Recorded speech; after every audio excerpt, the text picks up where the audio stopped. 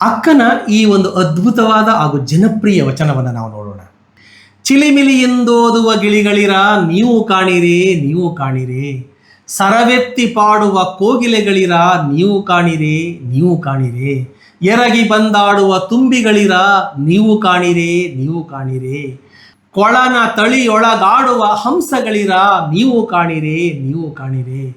ಗಿರಿ ಗಹ್ವರದೊಳಗಾಡುವ ನವಿಲುಗಳಿರ ನೀವು ಕಾಣಿರಿ, ನೀವು ಕಾಣಿರಿ. ಚನ್ನಮಲ್ಲಿಕಾರ್ಜುನ ಎಲ್ಲಿದ್ದಹನೆಂದು ನೀವು ಹೇಳಿರಿ, ನೀವು ಹೇಳಿರಿ.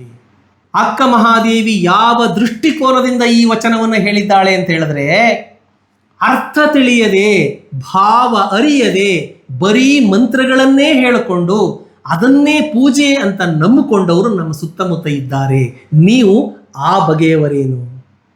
ಬರೀ ಕಂಠಪಾಠ ಮಾಡಿಕೊಂಡು ಗಿಳಿಗಳಂತೆ ಮಂತ್ರೋಚ್ಚಾರಣೆಗೆ ಹೊತ್ತು ಕೊಡುವ ನೀವು ದೇವರನ್ನ ಕಾಣುವೆನೆಂಬ ಭ್ರಮೆಯಲ್ಲಿದ್ದೀರಾ? ಇಲ್ಲ, ನಿಮಗವನು ಕಾಣಲಾರ. ಕೋಗಿಲೆಯಂತೆ ಸುಶ್ರಾವ್ಯವಾಗಿ ಹಾಡುತ್ತಾ ನಿಮ್ಮ ಪ್ರಾರ್ಥನೆ ಮತ್ತು ಭಜನೆಯನ್ನ ನೀವು ಮಾಡ್ತಾ ಇರ್ಬೋದು. ನವಿಲಿನಂತೆ ಚೇತೋಹಾರಿಯಾಗಿ ದೇವರೆದುರು ನೃತ್ಯ ಮಾಡ್ತಾ ಇರ್ಬೋದು.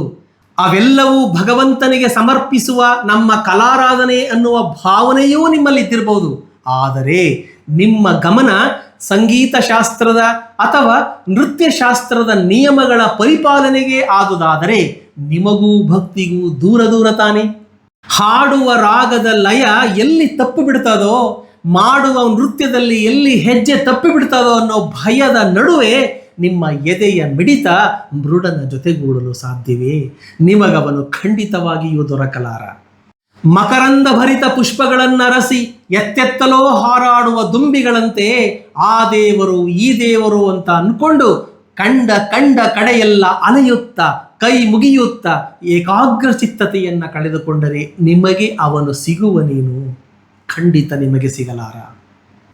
ತೀರ್ಥಯಾತ್ರೆ, ಸರೋವರ, ನದಿ ಸ್ನಾನ, ಅಲ್ಲಿನ ಸಾಂಪ್ರದಾಯಿಕ ಆರಾಧನೆಗಳೇ ಮುಖ್ಯವೆಂದುಕೊಂಡು ಹೊರಗಿನ ಕೊಳೆ ಕಳೆದುಕೊಳ್ಳುವ ಪ್ರಯತ್ನದಲ್ಲೇ ಬಾಳ ಸವೆಸುವುದಕ್ಕೆ ತೊಡಗಿದರೆ ಎಷ್ಟು ಬಾರಿ ಮುಳುಗಿದು ಎದ್ರೂ ಕೂಡ ಈಸಿದ್ರೂ ಕೂಡ ನೀವು ಹೇಳಿ ಅಕ್ಕಗಳಿರ, ಅಣ್ಣಗಳಿರ, ಅವನು ನಿಮಗೆ ಸಿಕ್ಕಾನೇನು? ಇದು ಮಹಾದೇವಿಯಕ್ಕ ನಮ್ಮನ್ನೆಲ್ಲ ಕೇಳುವ ಪ್ರಶ್ನೆ. ಮೇಲ್ನೋಟದಲ್ಲಿ ಚಿಲಿಪಿಲಿ ಎಂದಾಡುವ ಗಿಳಿಗಳಿರ, ನವಿಲುಗಳಿಗೆ, ತುಂಬಿಗಳಿಗೆ ಹೇಳಿರ್ತಕ್ಕಂತಹ ಎಲ್ಲ ಪ್ರಶ್ನೆಗಳು ಕೂಡ ಈ ಒಂದು ಉದ್ದೇಶವನ್ನು ಇಟ್ಟುಕೊಂಡು ನಮ್ಮನ್ನ ಕೇಳುವ ಪ್ರಶ್ನೆಯಾಗಿದೆ.